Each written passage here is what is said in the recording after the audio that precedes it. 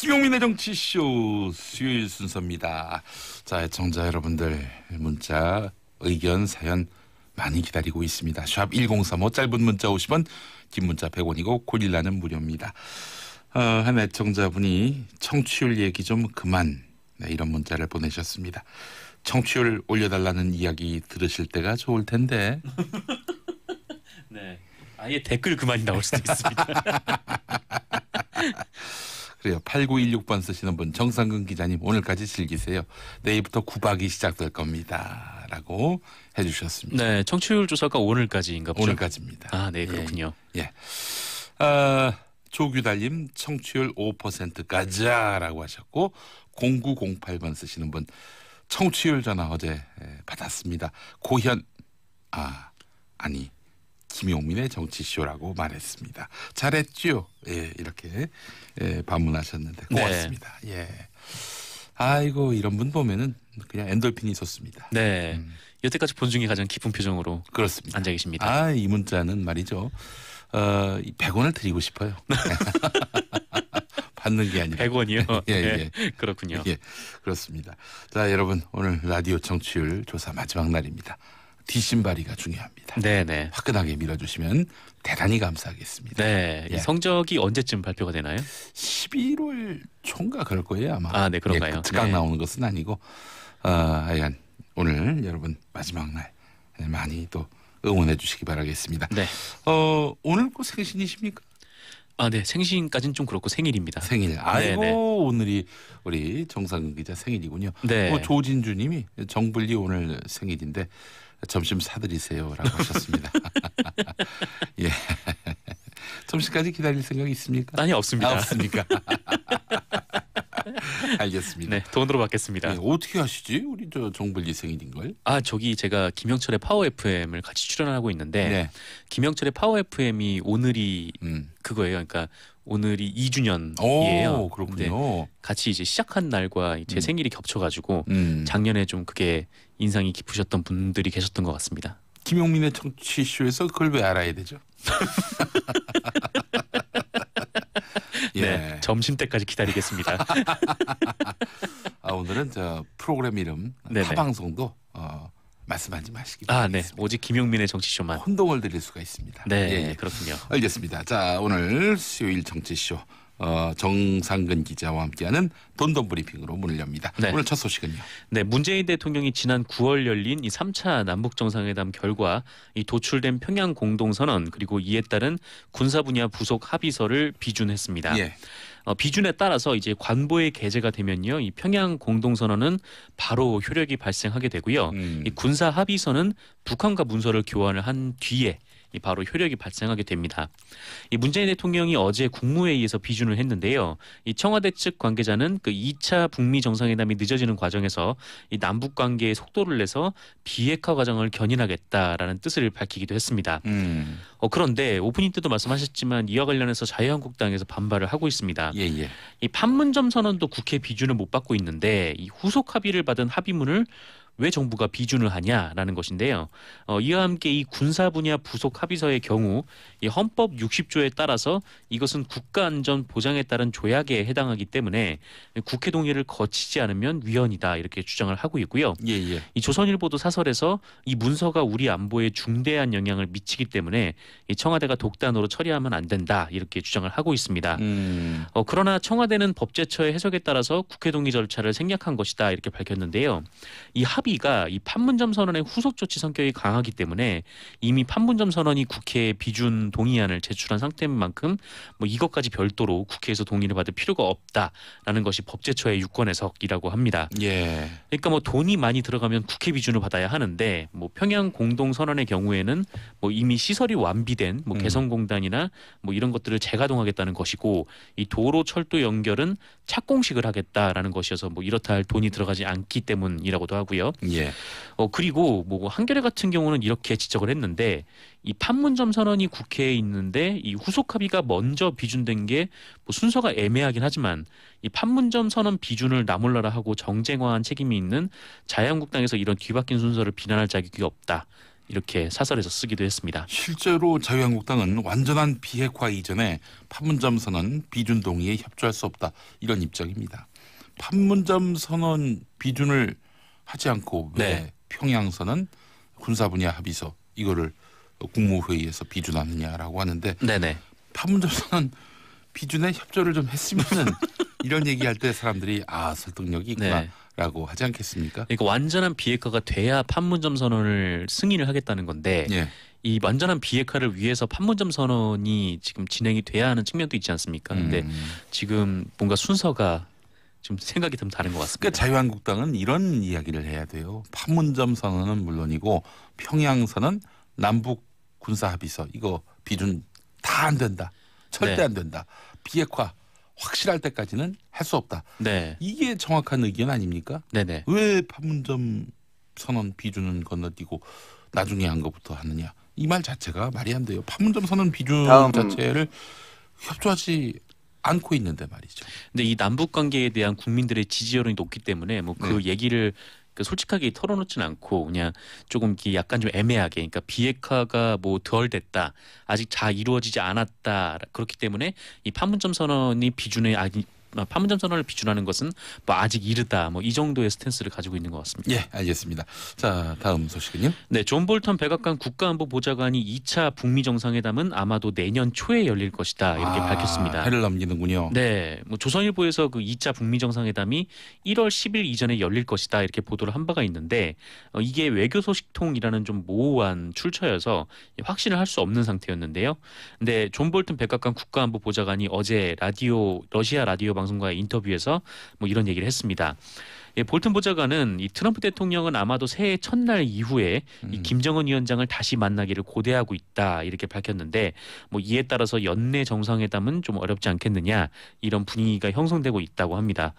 뭐 실제로 이 스티븐 비건 국무부 대북정책 특별대표 그리고 이 최선희 북한 외무성 부상의 실무회담 개최가 좀 늦어지고 있어서 좀 아직 비핵화와 관련해서 계속 좀 북한과 미국의 좀 밀고 당기기가 이어지고 있는 것 아니냐 이런 추정이 나오고 있는데요. 근데 뭐 이게 지금 북미 관계가 항상 좀 확확 바뀌어가지고 아직 뭐 이렇다하게 뭐 결정이 됐다 이렇게 말하기는 좀 어려울 것 같고 이 볼튼 보좌관도 아마도라는 그 표현을 좀 넣어서 아마도 네네 probably 네.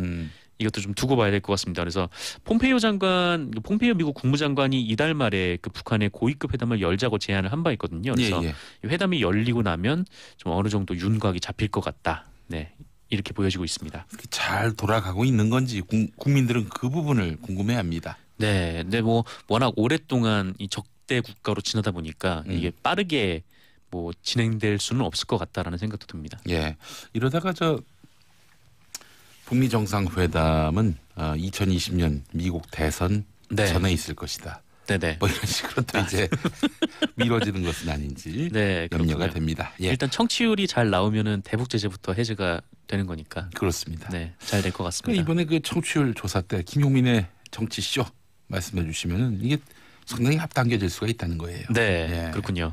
이 국회 비준이 무슨 필요가 있습니까? 그렇지. 청취율이 높으면 청취율만 가능한데. 오르면 돼요. 정치쇼 청취율. 예. 네. 이진아님 지난주 다낭에서 청취율 조사 전화 받았습니다. 아이고 세상에. 다낭에서요. 예, 비싼 요금 내고 김용민의 정치쇼라고 이야기하니 남편이 뭐하냐고 옆에서. 예. 그래서 대북 제재 해제를 위해서 노력했다. 네네. 이렇게 또 얘기했다고 하니까. 그러셨군요. 얼마나 좋습니까? 김용민의 정치쇼 한마디 하면은 네. 이 국가와 민족 공동체의 미래를 개척하는 거예요. 너무 크게 나가시는 것 같은데. 네, 민족 공동체까지 예, 네, 그렇습니다. 나올 줄은 몰랐습니다. 민족의 명운이 걸린 일입니다. 네, 예. 명운이 여기 청취율에. 명운까지. 예. 네, 그렇군요. 세게 갑시다. 예, 예. 네네. 자, 이진아님 감사하고요. 자, 다음 소식은요. 네, 남북관계 소식이 많은데요. 이 개성공단 기업인들이 다음 주 방북한다라는 보도가 한국일보에서 나왔습니다. 오늘이면 머리 기사였어요. 네, 이 보도에 따르면 이 남북이 개성공단 기업인의 방문 및 이 시설 점검을 이달 말부터 사흘간 진행하기로 합의했다라고 하는데요. 예, 진짜 이루어지면 이 개성공단 기업인의 방북이 공단 폐쇄 이후 2년 8개월 만에 이루어질 것으로 보입니다. 이 시기는 아마 이달 31일부터 다음 달 2일까지가 될 것 같다라고 하고요. 뭐 공단 시설 점검차 방북하는 것으로 보이는데 뭐 이게 개성공단 재가동에 대한 사전 작업 아니냐 뭐 이런 얘기가 돌고 있습니다. 하지만 정부가 상당히 좀 조심스러운데요. 이 정부 쪽은 일단 이 기업인의 시설 점검과 개성공단 재가동은 직접적인 관련이 없다라는 입장을 밝혔다고 합니다. 뭐 이게 그럴 수밖에 없는 게 뭐 사실 개성공단 같은 경우에는 대북 제재와 별로 관계가 없는 뭐 거기서 핵을 만들거나 그러진 않잖아요. 그렇죠. 네. 뭐 그렇긴 한데 지금 이제 미국에서 좀 민감한 얘기들이 좀 많이 나오다 보니까 좀 우리 쪽에서는 뭐 개성공단 재가동을 직접 뭐 이렇게 언급할 수는 없는 거고. 근데 이런 얘기도 있어요. 유엔 제재 중에는 현금을 북한 땅에 네네. 가져가면 안 된다 이런 조항이 있는데 그렇다면은 현금이 아니라 현물을 주면 됩니다. 네. 예. 당장 그 북한에서는 주민들이 그 노동을 팔아서 돈을 번다고 생각하지는 않는다고 하더군요. 관계자 얘기를 들어보니까 말이죠. 국가와 당이 이를 맡겼기 때문에 행할 뿐이다 이렇게 여기고 있는데 반대급부로 국가와 당은 또 주민 생활을 책임지고 있단 말이죠. 네. 현금을 주면 도리어 거추장스러워한다는 면이 있다는 거예요. 그래서 북한에서 원하는 닭이를 놓아주던지 쌀이나 경공업 제품 등 북한이 필요한 물품을 주면 되는 것이고 뭐 쌀 갖고 핵을 만들 수 있는 건 아니니까 네네. 이런 거 융통은 뭐 어려운 일이 아니다라고 이 이야기를 한 분이 김진양 개성공단 공업지구 지원재단 네. 이사장의 말이었습니다. 예. 자, 다음 소식은요. 네, 검찰이 사법농단 사건과 관련해서 그 임종원 전 법원행정처 차장에 대한 구속영장을 신청했습니다. 예. 임종원 전 차장은 그 양승태 대법원장 시절 벌어진 사법농단 의혹의 그 많은 중심에 서 있는 사람인데요. 뭐 그러다 보니까 이 지난주에 검찰이 4차례 이 사람을 소환을 했는데 조사된 관련 혐의만 무려 40여 가지에 이른다라고 합니다. 뭐 그중에서 이 검찰은 그 구속영장을 청구하면서 뭐 직권남용, 공무상 비밀 누설, 허위 공문서 작성, 국고손실 등의 법조항을 적용했는데 뭐 대표적으로 임종원 전 차장이 그 법원행정처 심의관을 시켜서 일제강점기 강제징용 피해자들이 낸 민사소송에 개입한 의혹 그리고 이 법관을 뒷조사해서 이른바 판사 블랙리스트를 작성한 혐의 등이 직권남용에 해당되고요. 예. 뭐 사법부 자료를 이 박근혜 정부 청와대에 전달한 것이 공무상 비밀 누설 그리고 이 법원으로 내려진 공보관실 운영비를 양승태 전 대법원장이 비자금으로 조성한 것 뭐 이런 것들이 뭐 국고 손실 등이다라고는 것이 검찰의 판단입니다. 예. 이 수사가 절정으로 가고 있는데 이 더 주목되는 것은 이 구속영장에 양승태 전 대법원장이 공범으로 필수됐다. 네, 기재가 돼 있습니다. 임종원에 이어서 양승태도 구속감이다라는 것이 검찰의 인식이란 거 아니에요? 그렇습니다. 그래서 곧 소환도 이루어질 것으로 예상이 되고 있습니다. 예, 알겠습니다. 검찰이 이 구속영장 어떻게 처리할지 또 지켜보도록 하겠습니다. 법원은 검찰이 어떻게 아니라 처리할지. 네. 법원이 어떻게 처리할지 영장을 집행할지 아니면 기각할지. 네네. 기각한다면 또 무슨 논리로 기각할지 함께 또 지켜봐야 할 부분이 아닌가 하는 신체의 생각이 자유에 듭니다. 대한 기본권을 얘기하지 않을까라는 생각이 들기도 하고요. 예, 알겠습니다. 다음 소식은요. 네, 어제 논산에서 버스가 언덕 아래로 추락해서 한 명이 사망하는 사고가 있었습니다. 어이구 버스가 추락을 했어요. 네, 어이구, 그렇습니다. 이 버스는 전라도 광주에서 출발해서 경기도 성남으로 가는 길이었는데요. 운전자를 포함해서 14명이 타고 있었던 것으로 알려졌고요. 예, 예.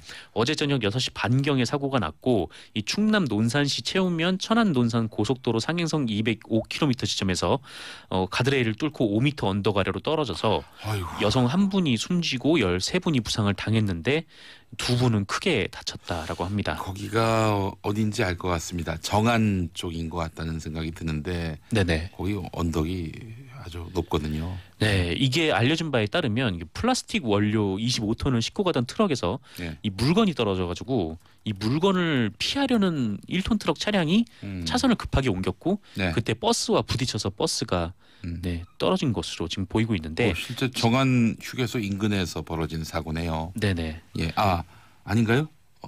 저 옛날 기사를 검색을 했네. 네, 어쨌든 지금 경찰과 소방당국은 승객 등을 상대로 이 정확한 사고 경위를 조사하고 있습니다. 아이고 제가 지점을 잘못 헤아렸습니다. 옛날 기사 보고 착각했는데 논산에서 있었던 일이네요. 네, 논산. 논산이요? 네, 채운면입니다. 예. 자 마지막으로 짧게 소식 하나 더 짚어보죠. 네, 월급 200만 원 이상을 받는 노동자의 비중이 처음으로 60%를 넘었다고 합니다. 예. 이 통계청 자료인데요. 이게 월 200만 원 이상을 받는 임금 노동자 비중이 61.7%로 나왔는데 이 전년에 비해서 4.7% 포인트 오른 것이라고 하고 네. 이 통계청에서는 최저임금 인상 효과로 보고 있다고 합니다. 예.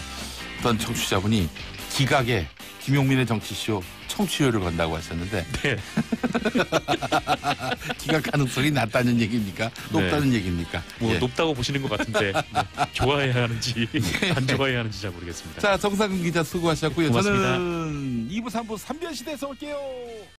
수요일에는 3변시대와 함께하겠습니다. 대한민국 최고의 법조인 세 분인데 그것도 역시 1강 2중의 세 분입니다.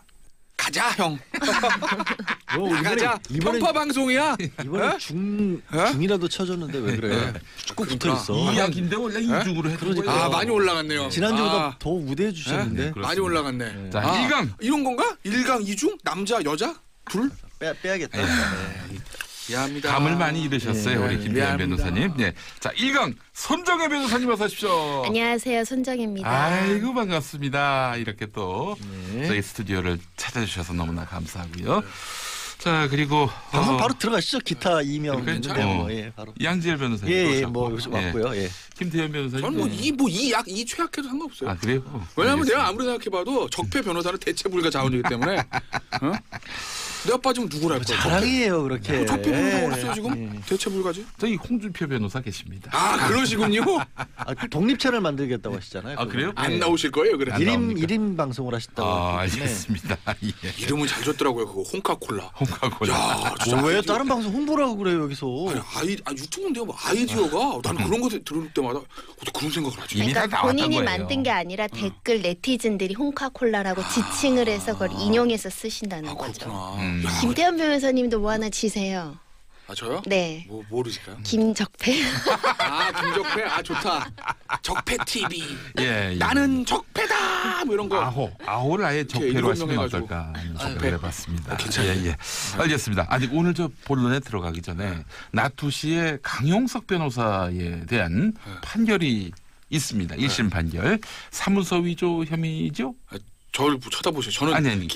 개인적인 사무소 친분 관계가 있기 때문에 예, 언급을 이미 그 공범으로 적시된 김미나 도도맘에 대한 재판에서는 예. 유죄가 확정이 되어 있는 상황이어서 어, 공범으로 지목된 강용석 변호사 같은 경우는 본인이 무죄에 대한 증거를 충분히 제출하지 않는 이상은 유죄로 나올 가능성이 현재로서는 높아 보이는 상황입니다. 근데 오늘 판결이면은 그 전에 뭐 무죄를 입증할 증거를 내놓든지 해야 될 텐데 그러진 않은 것 같아요. 강용석 변호사 주장은 뭐냐면 김미나 씨가 예. 남편 동의 받았다라고 나한테 이야기했다라는 거예요. 본인은 아. 그걸 믿었다는 것이고 예, 동의 예. 받아서 내가 제출하는 거에 대해서 어떤 위조를 한다는 인식 자체가 없었다. 나는 무죄다 이런 주장을 하고 있는 근데 것인데 도도맘은 딴 얘기하고 있어요. 네, 김미나 씨는 또 조금 다른 이야기 하고 있는 뭐라고요? 상황이고 자백을 하고 있거든요. 김미나 위조했다. 네, 그런 상황이어서 강 변호사가 시켰다는 얘기도 했었나요? 그거는 좀 불명확한 것 같아요. 네. 그게 결국 이게 그 위조한 것인지를 강용석 변호사가 인지했느냐 안 했느냐 이게 이제 쟁점이 될 것 네, 같은데. 적어도 남편의 동의가 없이 김미나 씨가 이렇게 하는 행동에 대해서 미필적 고의가 있었는지 여부. 어떻게 전망하십니까? 많은 분들이 좀 관심을 가지셔가지고 저는 언급을 언급해. 저는 개인적으로 잘 알아요. 그래서 뭐라고 말하기가 참. 강용석 변호사님을. 그렇죠. 예, 적폐는 적폐끼리 통한다니까요. 아유 왜 적폐라고 그러세요? 아니 강우석 변호사 저랑 저 고등학교 대학교 선배라서 저는 고등학교 때부터 잘 알았어요. 예. 그래서 저는 좀 언급하기가 좀 저도 곤란한데 아는데 언급했는데요. 저는 안지가 저는 오래돼서 어떻게 되죠? 예. 강우석 변호사 입장 하나만 말씀을 드리면 그래도 음. 저한테 이런 얘기를 하더라고. 야 내가 그걸 할 이유가 없어. 내가 바보냐? 어차피 그렇게 해서 위조해서 초초가 들어갔다 하더라도 남편이 알면 다시 하면 되는 건데 아무런 효과가 없다는 거 아는데 내가 왜 그런 일을 해라는 얘기를 본인이 해요. 그러니까 법정에서도 그 얘기를 한 것 같은데 그 재판부가 어떻게 받아들일지 뭐 봐야죠. 도도맘의 변호인이 강용석 변호사는 아니었죠? 아니 처음에는 강용석 변호사님이 도와주다가 네. 그 아니고 이후에는 변경한 걸로 알고 제가 있어요. 알기로는 지금 도도맘이랑 강우석 변호사가 그렇게 사이가 좋지는 않은 걸로 알고 있어요. 그래요?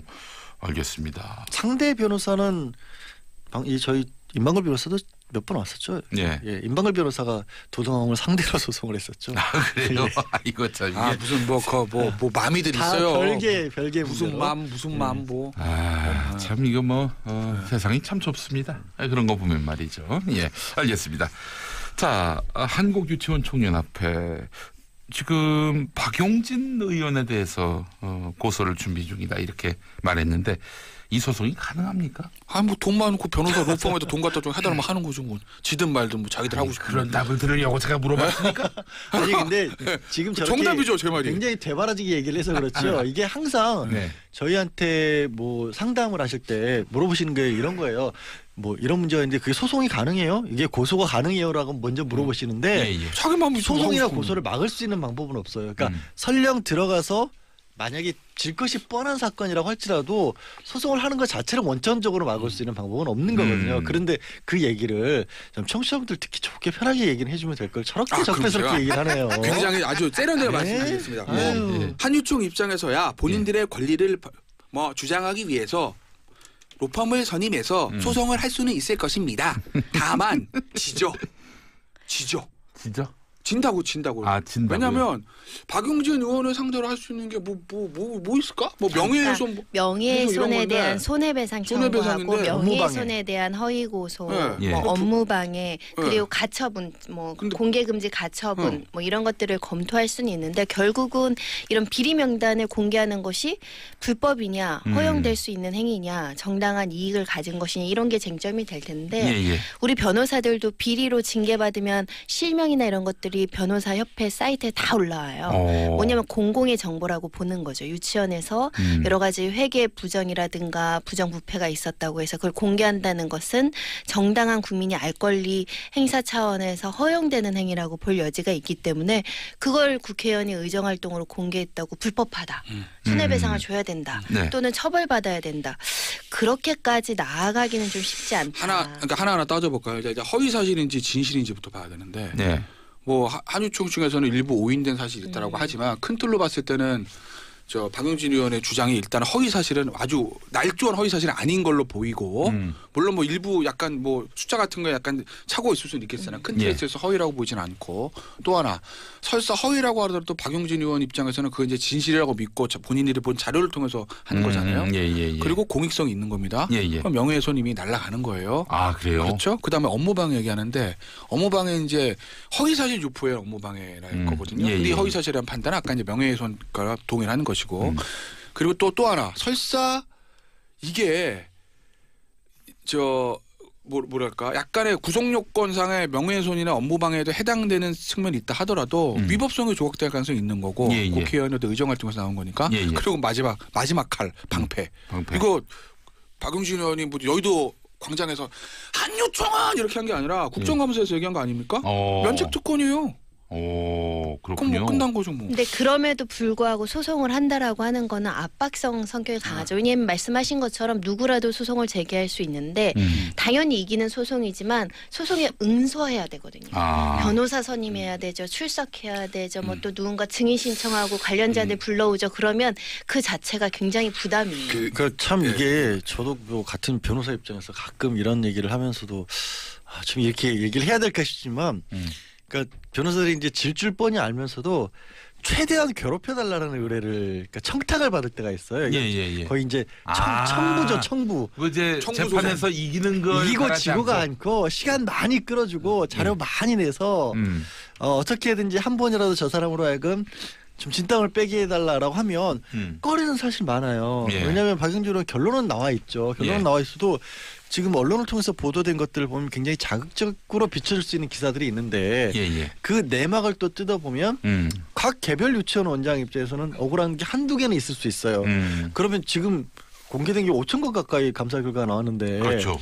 그중에 억울한 거 한두 개 없을까요? 그거 다 찾아내기 시작해서 이번 기회에는 누구 증인 신문 뭐 신청하겠습니다. 물론 박용진은 민사로 가게 되면 예.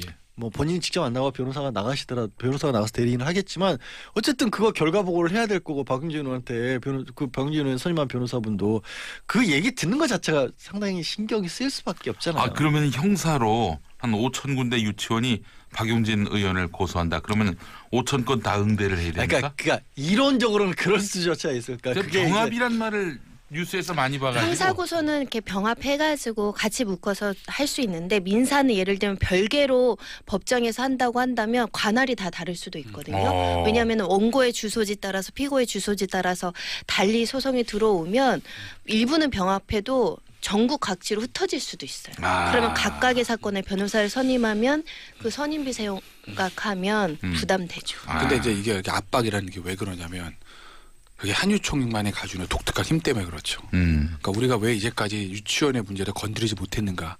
이걸 근원적인 문제거든요. 그러니까 아마 한유총 입장에서 보면 이걸 박용진 의원한테 괴롭히는 소송을 하지만 본인들의 마음속에 피고는 박용진 의원뿐만 아니라 국회의원 300명 전부 다일 거예요. 니들 우리 건드렸다가 다음 선거 어떻게 되나 보자 이거. 왜냐하면 예전에도 선거 나가실 때 유치원 갔었죠. 인사하러.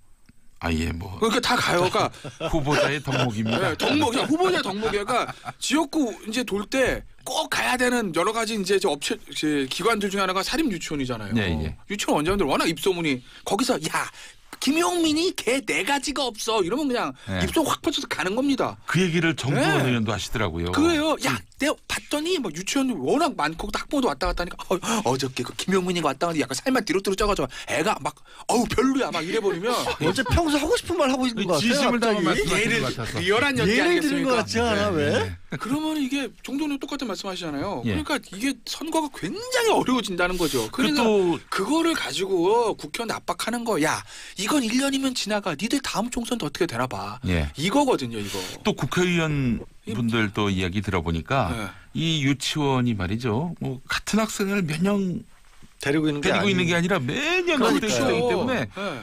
그 대한민국 각 지역구마다 가장 전화번호가 많은 사람들이 그렇죠. 바로 그렇죠. 유치원 원장님들이라고 얘기하더라고요. 그리고 또 학부모 입장에서는 어차피 1, 2년이 있으면 끝날 건데 네. 문제가 있다고 치더라도 이걸 다투기도 애매한 거예요. 다투는 기간 동안에 아이는 자라서 거긴 나왔는데 아이만 불이익을 입고 나는 혜택을 하나도 없고 이런 인질극 비슷한 상황들이 이어지고 그러니까 있는 거죠. 세상에. 박용진은 또 굉장히 힘든 싸움을 하는 건데 네. 이제 그 선거를 빌미로 박용진뿐만 아니라 전국 모든 300명 국회의원 보라고 이 소송을 시작하는 거죠. 니들 어떻게 되나 보자. 그러니까 이거를 사실은 이 문제는 여야의 문제가 아니잖아요. 보수진보 문제가 아니고 네. 국회의원들이 진짜 이 싸움에서 이겨내야 되는 건데 근데 모르겠어요. 이제 의원이라는 사람들이 선거 때도 표 앞엔 장사 없는 사람들이니까. 네, 그렇습니다. 표 앞에서는 영혼도 네, 영혼도 발견됐습니다. 그렇죠. 네. 네. 아이고, 알겠습니다. 그래서 박용진 의원의 이번 그 사립 유치원 비리 고발은 어마어마한 사건이다라고 하는 평가가 여기서 설득력을 얻는 것 같습니다. 판사가 탄핵될 수도 있다. 지금 이것이 또 더불어민주당 안에서 뭔가 추진하고 있는 이슈들인데 뭐 판사 탄핵뿐만 아니라 특별재판부 설치하겠다. 이로써 사법농단에 있어서는 분명히 일침을 가하겠다. 이런 입장을 세워놓은 것 같습니다. 손정혜 변호사님. 양승태 대법원 시절에 이루어졌던 사법농단에 대한 부분들이 아직도 문제가 해결되지 않고 수사가 진행 중인데 방탄법원이라는 뭐 비판까지 받을 정도로 이제 사법농단의 실체가 규명이 안 되고 있습니다. 예. 일부 알려진 사실만으로도 기함할 수 있는 사실관계가 굉장히 많은데 관련된 법관들이 지금 제대로 수사나 처벌이나 징계를 받고 있지 않아요. 그러다 예. 보니 더불어민주당에서 탄핵을 추진하겠다. 왜냐하면 법관이 어떤 잘못을 했을 때 현행 헌법에는 그 신분을 보장해주는 제도를 두면서 법관에 대해선 하면은 오직 탄핵 또는 실형인 징역형 선고를 통해서만 가능하도록 되어 있고요. 예. 법관 징계법에도 법관이 비리를 저지르더라도 정직 1년이 내릴 수 있는 징계입니다. 근데 이런 징계가 잘 이루어지지 않는다는 거죠. 예. 그래서 사법농단에 연루돼서 부적절한 직권남용이 있었다라는 판사는 탄핵을 추진해서 탄핵시키겠다. 그러니까 파면에 이르게 하겠다라는 거죠. 법복을 예. 벗기겠다. 뭐 이런 이야기인 거고요. 예. 실제로 지금 서울중앙지방법원에 부패 사건을 담당하는 형사합의부가 있는데 네. 그중 7곳 중에 5곳의 재판장이 사법농단의 조사 대상이거나 피해자다. 이런 식으로는 공정한 재판을 기대하기 어렵다. 어떤 법원의 개혁이 필요하다. 그런데 네. 스스로 개혁이 이루어지지 않고 있다 보니 외부에서 탄핵 심판이라는 절차를 통해서 문제 제기를 하겠다라는 게 입장입니다. 예. 이정미 정의당 대표 같은 경우 그 탄핵 대상을 아예 직접 실명 거명했습니다. 뭐 지금 보니까 이민걸, 이규진, 김민수, 박상원, 정다주 판사 그리고 권순일 대법관 이런 이름을 거론했는데 이분들을 진짜 탄핵 소추하려면 정치권이 어떤 조건이 필요한지도 얘기해 주시겠어요? 일단 현행 헌법에는요, 이 국회의원 정수 3분의 1 이상이 발의를 하면 됩니다. 그러면은 더불어민주당하고 자유한국당이 저 탄핵소추 발의는 충분히 가능한 상황이고요. 네. 역대 사례를 살펴보면 2번 정도 발의된 전례는 있어요. 예. 그리고 과반수 이상이 찬성을 하면 탄핵에 대한 어떤 의결은 가능한 상황입니다. 예. 보니까 지금 더불어민주당하고 민주평화당하고 정의당하고 그리고 민주진보 계열의 또 무소속 그리고 민중당도 있군요. 네. 합치면 절반이 되는 것 같습니다. 이거는 이제 탄핵 심판이 아니고 소추 의결까지 이렇게 국회의원 과반수가 필요하다는 거고요. 실제 심판은 헌법재판소에서 합니까? 맡게 됩니다. 대통령처럼. 박근혜 전 대통령 탄핵 과정하고 똑같다고 생각하면 돼요. 정족수만 조금 작을 뿐이지.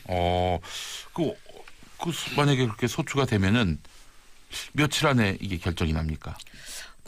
탄핵 심판 절차는 굉장히 우리 박근혜 대통령 심판 때도 보셨겠지만 여러 가지 증거 자료나 이런 참고 자료들이 필요한 상황이니까 충분한 시간이 조금 걸리는데 문제는 결국은 수사 결과를 토대로 탄핵 소추 그 심판사가 올라가야 되는 상황이기 때문에 좀 시간은 수개월 이상 봐야 된다라고 생각이 듭니다. 그럼 국회에서는 탄핵 소추인단이 나와가지고 이 사람 탄핵시켜야 한다라고 또 이야기해야 되는 것이고요. 네, 탄핵 소추의 주된 요건은 지금 수사하고 있는 직권남용. 그러면은 지난번에는 권성동 법사위원장이 헌법재판소 나가가지고 박근혜 대통령 탄핵해야 된다 이랬는데 이제 그러면은 여상규 위원장이 나가는 겁니까? 현실적으로는 그럴 수밖에 없는 거죠. 여상규 위원장은 또 법관 출신이고 판사 출신이고 최근에 사법농단 관련 수사를 가지고 국정감사 과정에서 여당 쪽에서 이 사법농단 철저하게 수사를 해야 된다고 했을 때 과연 좀 그렇지 않은 쪽으로 말씀을 좀 사실은 하셨기 때문에 사법농단 관련해서 질의하려고 그러면은 그 얘기 하지 말라고 막 그렇게 뜯어 말렸는데 현실성은 좀 떨어져 보여요. 안 될 거예요, 탄핵 소추. 탄핵 소추 안 될 것이다. 찬물을 그냥 쫙 끼워버리지 않습니까, 제가 그냥 철렁하게. 왜냐하면 그 사람들이 잘못하고 잘잘못 이건 뭐 떠나서 지금 탄핵 소추 의결서를 쓸 수가 없어요. 왜요? 의혹으로 쓸 수 있는 건 아니잖아요. 그러니까 얘네 박근혜 전 대통령 때는 나름대로 특검하기 전에 이미 검찰 수사 어느 정도 됐고 더군다나 이제 최순실이라는 사람은 수사가 굉장히 많이 됐잖아요. 그러니까 박근혜 전 대통령 최순실과 공부가 뭘 잘못했다는 걸 쓸 수가 있었어요. 그래서 지금은 쓸 게 없어요. 좀 사법농단을 한 거 같은 걸? 같은 걸로밖에 못 쓴다고요 지금은. 그러니까 대법원에서 나온 문건만으로는 그게 증거가 될 수 없다. 그게 지금 딱 혐의가 나온 건 아니잖아요. 직접 관여했다는 증거는 없잖아요. 그렇기 때문에 이상한 사람인 것 같은 걸? 권력을 남용한 것 같은 걸? 메이비로 쓸 수밖에 없으니까 이게 탄핵소추 의결서가 써지지 않는데 국회에서 이거 뭐 올라간들 설사 그렇게 해서 과반수 어찌어찌 해서 국회는 정치적 판단하는 거니까 간다고 합시다. 헌재가 바로 깨져요 지금 상태에서. 이게 결국 방탄법원의 문제예요. 왜냐하면 증거가 수집돼야 말씀하신 것처럼 탄핵 수수를 시킬 수 있는데 압수수색 영장 다 대부분 기각. 강제 수사를 못하게. 그러니까 지금 확보된 증거만으로는 임종원 차장 정도 지금 강제 수사 들어가고 이런데 이 증거만으로는 임종원 차장에 대한 법적 절차는 진행할 수 있지만 이 이름이 거론된 개별 그 재판의 재판장들을 개별적으로 이 사람이 그러면 어떤 거에 관여되어 있느냐 이게 좀 부족할 수 있다. 하나만 더 말씀. 헌재 재판관들은 법원 출신 아닌가요? 그죠? 알겠습니다. 자 계속해서 이현석의 노래 학창 시절 2부 끝곡으로 준비했습니다. 3부에서 이어갑니다. 김용민의 정치쇼 수요일 2부 3부는 3변시대로 함께하고 있습니다. 3부 시작됐죠. 자 오늘도 함께하는 세 분은 양지열 변호사님, 김태현 변호사님 그리고 아우가 완소 손정혜 변호사님. 제가 여기서 완소라는 단어를 기분 편파 방송도 이런 편파 방송이 없어. 늦게 소개 안 했어요. 그렇습니다. 이러다가 이제 PD 양복 입고 저기 가는 거 아니에요 지금? 이름만 불러준 것만으로도 감지각지 해야 돼요. 아니 두 분에 대해서 제가 불이익을 드린 게 있습니까? 불이익 준 거 없죠. 그렇습니다. 특혜를 누군가에게 드린 거죠. 이거 MC의 이거 직권남용 아니에요? 직권남용? 직권남용이 그 죄가 됩니까? 대한민국 법원에서. 안 그렇죠. 되잖아요. 그렇구나. 제 입장이 그거죠. 직권남용. 직권남용이 어디 있어요? 직권남용이 대한민국에서. 제 입장이 그건데 기본 입장. 직권남용은 별로 죄가 안 된다. 자, 사법농단 관련한 여당 대응 관련해서 특별재판부 도입. 이 이야기도 잠깐 한번 짚고 넘어갔으면 좋겠습니다. 특별재판부는 지금 법원은 믿을 수 없기 때문에 말하자면 특별 검사가 있듯이 특별 재판부를 만들자 이런 얘기 아닙니까? 네, 그 얘기가 많이 나오죠. 근데 전 법원이 믿을 수 없기 때문에 그러니까 저는 뭐 이름 타당한 얘기라고 봐요. 왜냐하면 이게 결과가 어떻게 나오든지 간에 예를 들어서 전부 다 무죄가 나왔다고 봅시다. 지금 법원 상태에서 무죄가 나오면 국민들이 안 믿을 거예요. 아이고 가자는 개편이고만 이렇고 니들이 유죄 쓰겠니? 근데 만약에 특별재판부를 했는데 무죄가 나오면 믿어줄 수 오히려 신뢰가 더 높아질 수도 있는 거죠. 그러니까 이 약간 법원 입장에서도 이게 오히려 더 부담이 없다라는 거예요. 정리를 하는 데는. 법원에서도 그 반대를 안 하고 있군요. 그건 반대를 하겠지만 반대를 하겠죠. 법원 입장은 당연히 본인들의 권한을 다른 사람을 주는 것도 반대 안 하겠습니까? 특검 만든다고 할 때 검찰에서 반대하는 거랑 똑같죠. 하지만 본인들이 이제 내부적으로 조사했을 때는 죄는 아니라고 한 거 아니에요? 안철상 그 법원행정처장도 김명수 대법원장 안에서도 진상조사단에서 봤을 때 죄는 안 된다고 한 거 아니에요. 그래서 죄가 안 된다고 하면 특별재판부 통해서 무죄가 나와야 본인들이 완전히 떳떳하지. 자기들 입장에서 셀프 재판을 해버리면 두고두고 이해가 남는다고요. 다만 특별재판부도 특별재판부지만 저는 검찰도 특검 가는 게 맞다는 거죠. 왜냐하면 항상 드리는 말씀이지만 법원과 검찰 이해가 상충되는 조직이니까. 지금 단계에선 특히. 네, 지금 단계에서 더욱더 이해가 상충되니까 검찰도 특검으로 법원도 특별재판부로 하는 게 맞는 것 같다. 지금 두 기관끼리 자존심 대결을 하고 있다? 있죠. 그거 왜 없겠어요. 근데 이미 그렇게 하긴 늦었죠. 이미 늦었고 특별재판부를 설치해도 저는 국민들이 납득할 만한 상황도 아닐 것으로 보이고요. 그리고 사실 이제 아까 좀 전까지 탄핵 얘기를 했었잖아요. 탄핵도 현실 가능성이 별로 없고 특별재판부도 저는 설치 자체가 어려울 것으로 보이고 그러면 결국에 이게 왜 이렇게 제가 뭐 비관적인 어떤 얘기를 하냐면 지금으로서는 법원이 특별하게 문제를 일으켰을 때 견제할 수단이 아무것도 없다는 걸 국민들이 좀 정말 아프게 어떻게 보면 깨닫는 계기가 됐으면 좋겠어요. 결국 뭐 고비처가 됐든 뭐가 됐든 견제장치 만들자는 얘기를 만들지 않으면 안 된다는 거죠.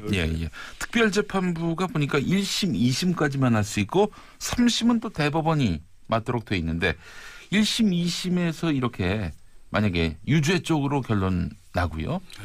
3심 가서 엎어지면은 그러면 특별재판부로 파기환송되는 겁니까? 그거는 특별재판부 관련 법안을 어떻게 만들어야 특별법이 어떻게 제정되는지에 따라 다른데요. 뭐 대법원이 최종 심의니까 대법원의 판단에 귀결되는 건 현행 법률상은 어쩔 수 없어요. 이제 대법원 같은 경우는 우리 헌법에 대법원이 딱 명확히 규정이 돼 있으니까 대법원에서 재판받을 권리가 있으니까 그걸 없애고 특별재판부에서 대법원까지 한다는 건 애초에 안 되는 거고 뭐 일각에서는 특별법원 같은 경우에도 헌법상 설치할 근거가 없다라고 주장하는 쪽도 있긴 있어요. 그러니까 아마 이게 법이 만들어지면 위헌 논란도 생기긴 할 거예요. 뭐 결과 어떻게 될지 모르겠지만. 그러니까 아까 말씀드린 그 파기환송 그런 문제들은 이 조문을 어떻게 구성하느냐에 따라 좀 다른 거죠. 그러니까 갈 길은 굉장히 멀어요, 사실. 근데 이게 만약에 나중에 이 사건 사법농단 이후에 또 법원 내에서 이런 문제가 생겼을 때 셀프 수사, 셀프 재판을 막자라는 취지거든요. 셀프 재판 막자. 법원 구성원이 어떤 비리나 여러 가지 국정농단 정치권에 뭐 연루된 이런 사건이 있었을 때는 별도의 재판부에서 심리하자 충분히 국민들한테 정당성 있는 시도기 때문에 뭐 위헌 소지는 충분히 그 공공의 이익 이런 걸로 넘어갈 수 있지 않을까 생각합니다. 그러면은 그 법원 밖에 외부의 재판부를 둬서 그는 상고법원이 아니라 외고법원, 특목법원 해가지고 이제 한번 운영해 보면 어떨까? 오늘이 청취율 조사 마지막 날이라고 그러지 않았습니까? 찬물을 끼얹는 소리가 지금 큰일 마지막 불꽃을 태우고 있는 거예요 지금. 성대모사 한번 청취율 높여달라는. 뭘로 할까요? 뭐 잘하시는 걸로. 오늘 저희 삼변시대 애청자 여러분 많이 듣고 계시죠? 서울에서는 서울방송입니다. 서울방송 103.5 김용민의 정치쇼 많은 애청 바랍니다. TBS 홍보하시는 거예요? 제가 지금 서울시에서는 TBS인데. 그래요? 홍카콜라도 한번. 홍카콜라 이게 잘 안 돼요. 잘 비난을 받았습니다. 그래요? 전혀 안 똑같다고. 문재인 대통령하고 흡사하다고. 그럼 대통령 버전으로 한번. 이 대통령 버전이 그것이 사실은 국민 여러분께 성원을 받아야 되는데 이 성원을 받지 못하고 있어요. 대통령으로 시작해서 이상하다. 끝이 홍카콜라로 끝난다. 처음에 비슷했어요. 첫 마디 딱 처음에 나와도 첫 마디는 그죠? 예. 비슷한데 예. 아니 어떻게 헷갈려도 문재인 대통령하고 홍준표 대표를 헷갈리는지 모르겠어요. 아니 근데 예. 탄핵 당해야겠네 이분. 알겠습니다. 자, 그나저나 조국 청와대 민정수석과 강민구 서울고등법원 판사 간에 지금 설전이 벌어지고 있는데 이 조국 민정수석에 대해서 강민구 서울고법 판사가 치사하게 겁박하지 말라 이런 표현까지 썼어요. 고법 부장판사죠. 그 마지막이 치사하게 겁박하지 말라는 얘기인데 이 자초지종을 좀 말씀을 드려야 될 것 같아요. 네. 이 그 강 부장판사가 16일이었습니다. 그러니까 임종원 전 법원행정처 차장이 검찰 조사를 또 밤샘 조사를 받고 새벽에 돌아갔던 날에 검찰이 언제까지 이렇게 밤샘 수사하는 것을 우리가 보고 있어야 되느냐라면서 민초들이 겪는 어려움이 보통 어려움이 아니다. 이거 그 말씀을 좀 평소에 하셨으면 좋았을 텐데. 그렇죠. 이렇게 판사가 전직 판사가 이렇게 수사받을 때. 그 얘기는 했어요. 지금 내가 하고 있는 거는 사법농단 수사와 관련이 없는 일이다. 갑자기 이게 생각이 난 일이다라면서 얘기를 했는데 이걸 없애는 방법까지도 좀 자세하게 얘기를 했어요. 어떻게 얘기를 했냐면 누군가 용기 있는 뭐 1심 법원에서 법원 판사가 나서가지고 이렇게 밤샘 조사에서 받은 조서는 증거 능력 없습니다라고 해버리면 그만인데 왜 아무도 용기 있게 안 나서는지 모르겠다라고 법원의 고위급 법원은 간부란 표현이 이상하지만 어쨌든 고법 부장판사가 얘기를 한 겁니다. 네. 그러면서 나는 사심을 가지고 얘기한 건 아닌다라고 했는데 하필 날짜가 그런 날짜였고 임종원 전 법원행정처 차장이랑은 굉장히 막역한 사이로 법정에 알려져 있어요. 고등학교 이제 선후배 1년 차이 선후배였고 대학도 1년 그러다 보니까 아니 그런 날 쓰면서 이게 사심이 없다라고 쓰면 누가 이걸 믿을까요?라는 얘기가 나왔는데 이게 이제 기사가 나왔을 거 아니에요. 기사가 나오니까 조국 청와대 민정수석이 그 기사를 링크를 해서 자신의 SNS에 올리면서 아니 장충기 지난 그 국정농단 관련해서 장충기 삼성 그 이사에게 문자 보냈던 사람들 명단이 쭉 나왔었잖아요. 그렇죠. 그 중에 이분도 들어가 있었거든요. 문자 내용도 소개가 됐었고요.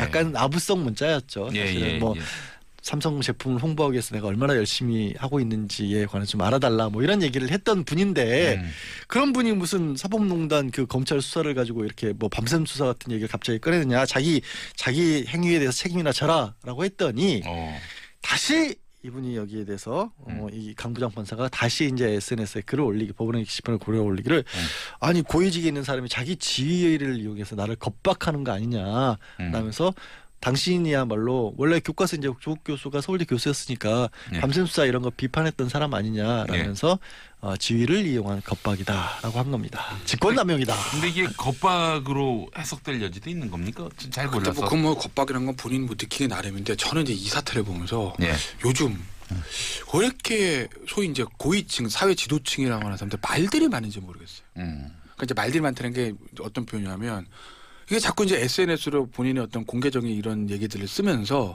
서로 이제 쓸데없는 논쟁거리가 생기거든요. 그러니까 사실은 이제 강민구 부장판사만 보도 말씀드리면 물론 뭐 다 개인이니까 표현의 자유가 있는 거죠. 그런 건 나무랄 수는 없는 건데 우리 그런 얘기를 합니다. 검찰은 공소장으로 말하고 판사는 판결문으로 말한다. 그러니까 이제 뭐 어떤 개인적인 어떤 무슨 뭐 것들이 아니라 이 본인이 하고 있는 업무와 관련된 거라면 판사는 판결문으로 말을 하면 되지 굳이 이런 논쟁이 있는 것들을 SNS에 글을 써서 논쟁을 만들 필요가 있을까라는 그런 거 하나 듣고 조국 민정수석도 마찬가지인 게 뭐 조국 민정수석도 뭐 민정수석이지만 뭐 교수니까 어쨌든 여러 가지 현재 이슈에 대해서 외부 기고도 많이 하는 것 같은데 사실 청와대 수석이나 비서관들이 어떤 공식적인 어떤 브리핑이나 이런 거 말고 아무리 개인이 SNS라도 현안에 이렇게 의견을 표명하는 게 저는 맞는지 모르겠어요. 그러니까 양쪽 다 그런 부분에 있어서는 좀 부적절한 것 같고 그리고 아까 밤샘 조사 이거 있잖아요. 이거 사실은요. 형사소송법 교과서 보면 밤샘 수사하지 말라고 돼 있고요. 별건 수사하지 말라고 돼 있고요. 또 자백 같은 거 회유 플리백을 하지 말라고 돼 있습니다. 실제로 다 합니다. 검찰 다 해요. 그리고 법원도 아무 문제 없이 그걸 다 받아들여 줬어요. 거기서 댓글 거는 판사 아무도 없었습니다. 피의사실 공표도 그렇죠. 마찬가지예요. 그런데 강민구 부장판사 입장 아까 안 그래도 잠깐 언급하셨는데 강민구 부장판사 입장에서 보면 본인이 교과서인데 원칙적으로 얘기를 한 거예요. 근데 왜 지금 진작 그렇게 하지? 자기랑 가장 가까운 사람이 뭐 까마귀를 하자 배가 우수수 떨어지는 거 아니겠습니까? 그러니까 오해를 받는 거고 또 조국 민정수석도 본인이 사실은 저 형사소송법 교수하면서 굉장히 인권 수사 많이 강조했거든요. 그러니까 본인의 학자로서의 마인드 생각하면 밤샘 조사, 별건 수사, 피선법 다 안 되는 거예요. 네. 근데 지금의 뭐 저 이 강민구 부장이랑 했던 그 논쟁을 보면 마치 이 사건에 관해서는 그런 거 해도 된다는 쪽으로 오해를 살 수 있게 멘트가 나오지 않습니까? 그러니까 그래요? 아까 그거에 대해서 야 밤새서 해도 되라고 말한 건 아니지만 그거를 비판한 강민구 이제 부장판사는 대거리를 함으로써 그런 식으로 오해가 될 수 있다라는 거죠. 그러니까 저는 양쪽 다 좀 부적절한 것 같아요, 이거. 뭐가 문제인지 우선순위에 대한 판단이 저는 부족해서 국민의 여론을 전혀 고려하지 않는 글을 썼다라고 비판할 수밖에 없는 것이 저는 요 근래에 처음 알았어요. 압수수색 영장 기각 사유를 주거의 평온을 지키기 위해서 압수수색. 그러면 사실 국민들 입장에서는 지금 가장 비판받아야 될 지점은 무엇인가에 대한 고민은 밤샘 수사에 있지 않고 말씀하신 것처럼 지금 아까 말한 방탄 법원의 문제인데 그거에 대한 자성의 목소리가 법원 내부에서 너무 적다는 거에 저는 계속 실망하고 있는 상황이에요. 계속 실망하고 있거든요. 조직의 보호를 위해서 입을 닫을 수는 있지만 항상 어떤 조직이든 일부는 소장파들이 스스로 개혁하자, 법원에 문제 있다, 자성하자 이런 목소리가 나오는데 그런 목소리는 안 들리고 오히려 이런 임종원 차장의 어떤 밤샘 수사에 대한 어떤 성토의 글이 내부 게시판에만 올라온다. 이 자체도 국민들이 바라볼 때는 불편한 진실이에요. 그러니까, 그런데 이거 가지고 서로 설전하는 모습 놀랍습니다. 사실은. 현실은요. 밤샘 수사가 그러면 왜 형사소송 교과서에 그렇게 나왔고 법조인들이 다 밤샘 수사가 그런 문제가 있다는 얘기는데 왜 안 없어질까요? 그럼 민초들의 어려움 때문이에요. 다른 게 아니라 직장 다니고 일하시는 분들 중에는 낮에 도저히 수사받을 수 없는 분들도 있잖아요. 그렇습니다. 그러니까 저녁 때 출근을 하고 차라리 그러면 나는 저녁에 좀 늦게라도 요즘 이제 자정 이후에는 동의 안 받으면 불가능하잖아요. 검사들도 일선 검사들도 고생해 가면서 밤에 야근해 가면서 수사하는 거고요. 수사 받는 사람들도 낮에는 못 받으니까 밤에 가서 받는 거니까 그런 현실들 때문에도 못 없어지고 있는 거예요. 그러니까 피의자를 어떻게든 압박하기 위해서 밤샘 수사하는 면도 있겠지만 하는 면도 있겠지만 실제로 현실에서는 그런 부분 때문에 대놓고 아예 없애라는 얘기를 못 하는 건데 근데 이게 뭐냐면 그 얘기가 제가 이 말씀 드리는 이유는 뭐냐면 이런 것들은 민초들을 위한 거예요. 글자 그대로. 지금 법원행정처 전직 법원행정처 차장식이나 했던 분을 보호하기 위해서 이런 얘기를 하는 게 아니란 거예요. 그리고 이분은 여기에다가 왜 강민구 부장판사의 글에 처음에 올렸던 거에 좀 문제 소지가 있냐면 방법을 제시를 하고 있는 거예요. 그러니까 아까 제가 말씀드렸듯이 누군가나 용기 있는 법관이 나서가지고 검찰에서 이거 서류 조사해온 거 야 이거 밤샘 조사 결과 얻은 거니까 우리 증거로 못 쓰겠다고 해버려라 라는 얘기를 하고 계시거든요. 이게 오히려 어떻게 보면은 본인의 이분 대법관으로만 후보로만 2번인가 제청됐던 분이에요. 아 그래요? 그런 분이 일선 법관들한테 우리 이렇게 해야 되는 거 아니냐라고 하면 그게 영향력이 크지. 민정수석이 개인적으로 SNS에 올린 것이 자기를 겁박했다라고 볼 수 있다? 저는 그건 아닌 것 같아요. 알겠습니다. 2번이나 거론됐던 분이었군요. 2번인지는 정확히 않습니다. 죄송합니다. 한 번은 확실합니다. 2번 맞습니까? 저는 본인이 그렇게 그래서 썼던 것 같아요. 알겠습니다. 더불어민주당이 유튜브 가짜뉴스 104건에 대해서 삭제 요청을 했는데 유튜브를 소유하고 있는 구글 코리아가 구글이 모두 거부했네요. 그렇죠. 이제 민주당의 가짜뉴스 허위 조작 정보 대책위원회군요. 그게 이제 허위 정보 대책 특별위원회라고 하더라고요. 더불어민주당에. 그러니까 구글 코리아를 방문해가지고 유튜브 가짜뉴스 104건에 대해서 삭제를 요청했는데. 구글에선 위반 컨텐츠가 없다라고 답했다는 거예요. 그러면서 이제 민주당 특유의 발표에 따르면 뭐 104건에 대해서 뭘 했는지를 다 밝힌 건 아닌데 그중에 이제 몇 가지만 밝힌 게 뭐냐면 5.18 민주화 운동에 대해서 북한군이 침투에 일으킨 폭동이다라는 내용이 있다라는 거예요. 요것도 삭제해달라고 하는데 이것까지 구글 코리아에서 거부했다. 이건 구글 코리아 문제 있는 거 아니냐. 그다음에 또 하나는 문재인 대통령의 건강 이상설을 제기한 동영상. 이것도 삭제를 요청했는데 구글 코리아에서 삭제할 수 없다. 뭐 이렇게 답변을 했다고 하죠. 구글에 뭐가 올라오면은 특히 유튜브에 뭐가 올라오면은 이게 치우기가 쉽잖아요. 특히 이제 김용민의 정치쇼. 이게 주식회사 SBS가 만든 건데 이걸 SBS와 전혀 무관한 어떤 분들이 막 그냥 오디오 파다가 올려요. 그래서 저희가 지워달라 하면은 구글 쪽에서 뭐 차이 빌미 그러더니 나중에나. 저도 그게 예. 경험한 게 제가 가끔 제 이름 쳐보거든요. 네. 포털에 네. 무슨 욕 먹나 보려고. 네. 네.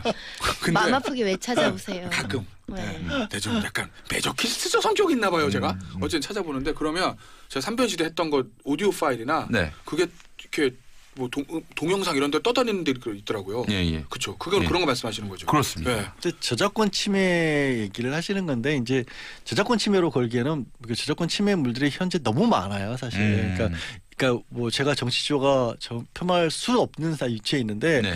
이런 어떤 거 말고 훨씬 대중적으로 인기 있는 가요 이런 것들도 있잖아요. 그렇죠. 그런 것들조차도 이제 막 카피를 올려서 침해하는 그런데 또 상황이라서. 그거는 또 그렇다고 하더라고요.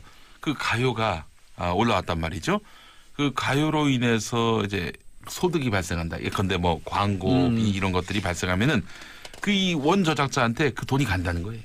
그러니까 내가 아무리 열심히 올려봐야 결국 이득은 원 저작자에게 간다는 거죠. 근데 이건 없어요 또. 김용민의 정치쇼 막 퍼간다고 김용민이한테 뭐 도움이 된 게 전혀 없어요. 네. 방송 대신 청취율이 조금은 오를 수도 그런가요? 있다는 도움이 되지 않을까. 예. 일단 이거는 사실은 조금 일견 들으면 구글 코리아는 왜 이래 이럴 수 있어요. 왜냐면 지금 허위 정보라고 적시된 게 이제 5.28 민주화 운동 뭐 북한군이 일으켰다 뭐 이런 명확한 허위 사실에 대한 정보인데 그러니까 방통위가 삭제 요청을 하면 해준다는 거예요. 아 그래요? 그러니까 지금 현행 제도나 법률상으로는 예를 들면 개인이 요구를 한다거나 뭐 예를 들면 정당이 요구를 하거나 어떤 기관이 요구했을 때 본인들이 판단할 수 있는 판단 능력이 좀 부족해서 명확히 허위인지 아닌지 무엇인지를 판단하기 어려우니까 우리 방통위는 정보통신망법이나 여러 가지 법률상 허위나 이런 명예를 침해하거나 뭐 음란이나 이런 것들을 삭제 요청할 수 있는 법이 있잖아요. 예. 그거에 근거해서 들어오는 건 삭제해 주는데 그 법원이 법원도 요청해도 맞아요. 네. 또는 법원. 네. 예. 그런데 이렇게 이제 누구라가 봐도 명백하게 빨리 지어야 되는 것들을 개인이나 정당이나 누가 했을 때는 잘 안 받아들여진다는 거고 삭제에 너무 많은 복잡한 절차가 필요하다. 그러니까 쉽게 얘기하면 이거죠. 그러니까 공적 기관에 공적인 판단이 있으면 하겠으나 예. 이해 당사자가 하는 요청하는 거에는 우리가 응하지 않겠다.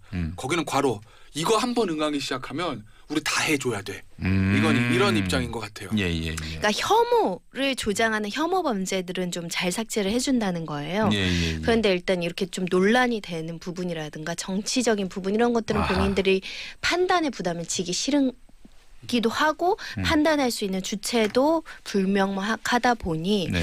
이 가짜 뉴스가 빠르게 지금 삭제되고 있지 않다.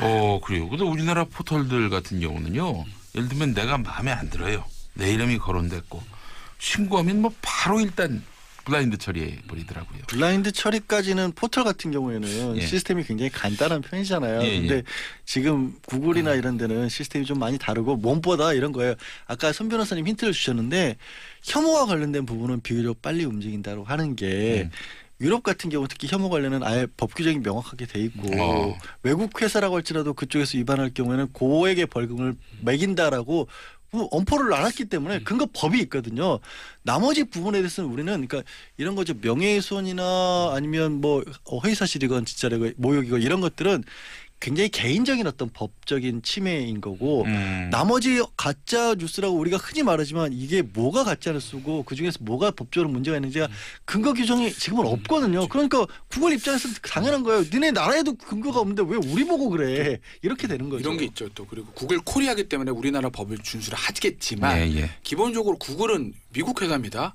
그러니까 기본적으로 바탕에 깔려있는 문화, 언론, 표현의 자유를 바라보는 시각자가 완전 다르죠. 그러니까 우리나라 같은 경우 헌법에 아예 명예훼손이나 무슨 또 뭐 있죠? 뭐 선량 뭐 이렇게 해가지고 이런 몇 가지를 가지고 언론의 출판 자유가 제한될 수 있다. 뭐 타인의 명예를 침해하는 경우 뭐 이런 경우도 뭐 공중도덕 이런 걸 가지고 언론 표현의 자유를 제한할 수 있다고 헌법에 명시가 돼 있는데 예. 미국 수정헌법 보면 1조인가 2조인가 보면 어떤 경우에도 언론 출판의 자유와 표현의 자유를 제한하는 법률을 만들 수 없게 돼 있거든요. 그러니까 표현의 자유를 헌법에서 보장하는 정도가 우리나라보다 미국 훨씬 강합니다. 그러니까 그 문화에 젖어 있는 구글이기 때문에 조금 보는 시각 자체가 우리랑은 좀 다른 것 같긴 해요. 법무부가 지난주에 허위 조작 정보 처벌 강화 방안을 밝혔는데 유튜브 1인 방송에 대해서도 언론사 보도에 준하는 책임을 묻겠다 이랬단 말이죠. 이 부분 어떻게 보세요? 근데 언론사 보도에 준해도 언론사 같은 경우에는 예. 사실 책임지는 경우가 거의 많지는 않아요. 그거는 이제 두 가지가 다 있겠죠. 첫째로는 언론사 자체적으로도 굉장히 거르고 거르지 않습니까? 예, 그렇죠. 하고 싶은 말 다 하면 언론도 큰일 나죠. 그러니까 이게 나쁜 의미의 큰일 난다는 게 아니라 어떻게 보면 시청자들에 대해서 허위 정보라든가 이런 게 나왔을 때 거론 장치가 끈질이 있으니까 그게 적지 않은데 네. 예전에는 언론사도 충돌을 많이 일으켰죠. 근데 그 과정을 지금 유튜브 1인 미디어 같은 경우는 전혀 거치지 않고 있으니까 그 과정을 앞으로는 좀 거쳐 나가자는 거죠. 알겠습니다. 앞으로 또 이 문제 어떻게 더 확산되고 또 진전될지 한번 지켜보도록 하겠고요. 이렇게 해서 3변 시대 오늘 순서 마무리하겠습니다. 양지열 변호사님, 김태현 변호사님, 그리고 손정혜 변호사님 감사합니다. 완소 빼뜨리셨는데. 예? 완소 빠뜨리셨. 완소 뺐습니까? 예. 이런 완소 손정혜 변호사님 고맙습니다. 감사합니다. 네, 수고하셨습니다. 저는 4부에서 뵙겠습니다. 김용민의 정치쇼 수요일 4부는 진보와 보수의 젊은 피 청년 정치인들이 목소리를 내는 시간입니다. 자, 이준석 바른미래당 최고위원 어서 오십시오. 네, 안녕하십니까. 우리 이준석 최고위원님 말이죠. 네. 시사저널에서 선정한 차세대 리더 정치부문 4위입니다. 1, 2, 3위가 누구냐? 1위 김경수 경남도지사, 2위 이재명 경기도지사, 3위 임종석 청와대 비서실장, 그리고 4위예요. 예. 야, 이 대권 주자급 해당하는 분들 이게 워낙 다자간 조사다 보니까요. 네. 1, 2, 3위 이렇게 갈수록 이제 기하급수로 이제 약간 떨어지는 게 있긴 있거든요. 득표율이. 그래요? 그런데 그래도 이제 보수 진영에서는 그래도 4위 했다는 게 보수 진영에서는 1위예요. 보수 진영 1위니까 통합 4위 했다는 게 저는 그것보다 의미로 봤을 때 저는 하태경은 13위라는 거 갖고 하태경은 제가 놀립니다. 제가. 근데 사실 이게 제가 보니까요. 항상 모든 선거도 그렇고 하지만은 결국 인지도가 상당히 중요한 거고 노출도가 중요한 거라 가지고 그렇습니다. 최근에 제가 전당대회 치르는 와중에 이게 조사가 됐더라고요. 그러다 보니까 예. 그 노출도가 높아서 된 게 아닌가 이런 생각합니다. 겸손하기까지 하시네요. 아니 지금 자유한국당 이런 당 그 후보들도 다 앞질러 갔어요. 거긴 근데 차세대 리더 정치인 부분에서는 선수가 좀 없잖아요. 좀 보니까. 그러네요. 보니까. 사실 그래서 원지사님도 제도 원용지사님도 네. 저랑 이제 한 등수 차이인데 사실 숫자는 그게 차이 안 나는. 그래서 사실 최근에 언급이 많이 됐던 사람들 위주로 이제 투표가 된 것 같습니다. 예. 그래도 바른미래당의 그 존재감을 앞질러 가시는 것 같아요. 아이고야. 저 이준석 최고위원 존재감. 다 김용민 씨 덕분입니다. 그렇습니까? 이거 아무래도 뭐 제가 훈훈하다. 자, 우리 최석 대변인님도 아주 분발하셔야겠어요. 그러게요. 저도 후보로 좀 들어가고 싶네요. 네, 그러려면은 방법이 하나가 있습니다. 이준석 최고위원님을 막 비난하면 돼요. 그럴까요? 신나게 때리면 이제 다음 주부터 좀 같은 반열에 바꿔볼까요? 오르는 거예요. 같은 반열에 오르는 겁니다.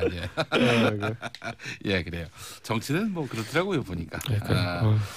판을 흔들기 위해서도 또 그냥 뭐 없는 그런 막 분노와 없는 막 이렇게 성토가 또 막 몸속에서 몸 밖으로 나와야 되는 거 아니겠습니까? 그러니까 원래 이제 약간 그 백신 같은 것도 원래 약간 약해진 병균 같은 걸 주입하는 이런 거 아니겠습니까? 그러니까 이게 정치라는 게 뭐 꼭 그런 의도를 갖고 한 건 아니지만은 뭐 진짜 제가 봤을 때는 좀 싸워야 될 대상이 나온다 했을 때 싸우면 되더라고요. 그러니까 최근에 그 대상이 이제 안철수 대표였는지 이런 분이라서 제가 참. 그래서.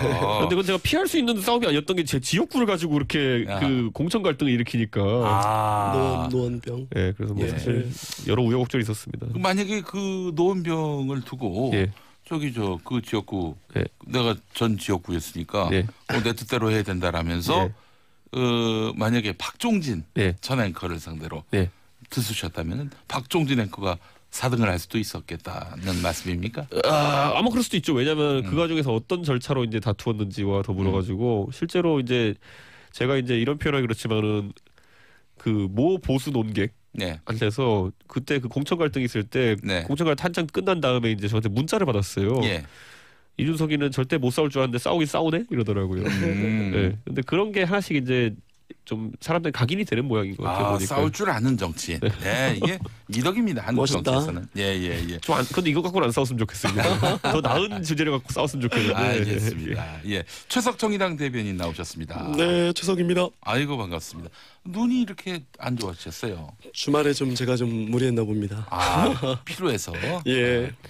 누구한테 맞은 것 52시간 같은데. 이상 일한 건 확실해 보이는데. 과로 피로에 예. 맞았습니다. 예. 누구한테 맞은 것 같은데 그렇게 주먹으로 맞지 마시고 말로 맞고 또 말로 치고 그래야 사실 우리가 같이 성장할 수가 있는 것이고요. 자, 그렇습니다. 강원랜드 국정조사 문제 한번 얘기해 보겠습니다. 자유한국당, 바른미래당이 이 서울교통공사에 대한 국정조사 요구했는데 정의당은 좋다 그것도 하되 강원랜드 국정조사도 하자. 여기도 특별 채용 의혹이 있다. 이렇게 맞받아치면서 국정조사 범위가 넓어졌는데 어떻게 뭐 자유한국당이 지금 받는다는 겁니까? 안 만든다는 겁니까? 어저께 제가 논평 내고도 저도 되게 놀랐는데요. 예. 자유한국당의 품이 정말 넓고 깊더라고요. 그러니까 제가 정말 죄송했던 게 오해했던 거죠. 정말 이걸 정쟁거리로 쓰려고 채용 비리라는 거 대한민국 사람들이 누구나 분노할 만한 그렇죠. 이 논점을 가지고 그냥 정쟁으로 사용하냐고 이제 오해를 했는데 보니까 아니더라고요. 진짜 하겠다. 저는 그렇게 생각합니다. 그래서 죄송하단 말 드리고 한국당 역시 제1야당, 대한민국 제1야당은 아무나 못한다. 자유한국당 역시 자유한국당이다. 이렇게 어저께. 김성태 대표가 그러면 받기로 했습니까? 근데 저도 모르겠어요. 이게 지금 뭐 원내대변인 말 다르고 김성태 대표 말 다르고 뭐 윤영석 수석 대변인 말 다르고 계속 다르죠. 그러니까 뭐 받는다고 하는데 뭐 물 타지 말라도 얘기하고 뭐 그러는데 모르겠어요. 진짜로. 김성태 원내대표의 워딩은 이겁니다. 그 뜬금없이 강원랜드냐? 정의당답지 않게 사실상 물타기 하지 말아야 한다. 뭐 이렇게 말씀하셨어요. 똑같네.